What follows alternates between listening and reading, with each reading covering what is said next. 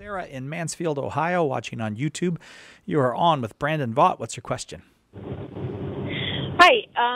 So I was having a discussion with a Protestant the other day, and I asked him what he had a problem with this particular video that I showed him, and without even making reference to the video itself, he just named all the problems that Protestants have with Catholicism, and so it kind of had this question in my mind of what the best way to go about it would be as far as explaining some of these things, like if it would be biblically or to show some theology or just different things, just different ways to approach it. I actually just today got in the mail that How Not to Share Your Faith by Mark Brumley.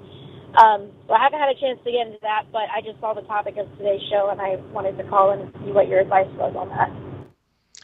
Well, thanks, Sarah. It's a great question. You know, I'm a former Protestant, so I've kind of been on both sides of the Tiber. And so I get it. I know the long list of objections that Protestants will give to the Catholic Church.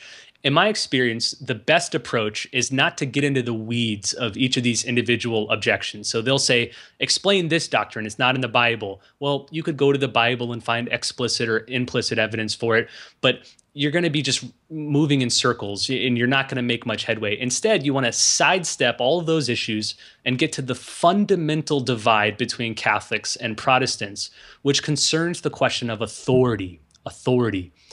Who has the authority to speak in the name of God? Many Protestants will say that the Bible is the sole authority, that the sole rule of faith. It's the final authority. We Catholics believe that the Bible is an authority, but so is the church, and so is our sacred tradition, so is our living magisterium. Catholics also believe that the Bible gets its authority from the church, that the Bible emerged from the church. It's a church document. It was meant as a liturgical document to be read in the liturgy.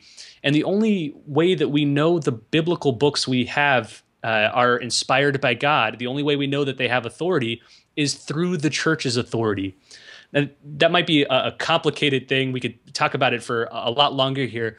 And I know you got Mark Brumley's excellent book, which I recommend. It'll give you a lot of practical strategies for handling apologetical conversations. Let me recommend one more, though. My good friend Devin Rose wrote a very helpful book called Navigating the Tiber, which will help give you some practical things to say to your Protestant loved ones and friends. And so that book is a great reference, and I think it'll help you a lot.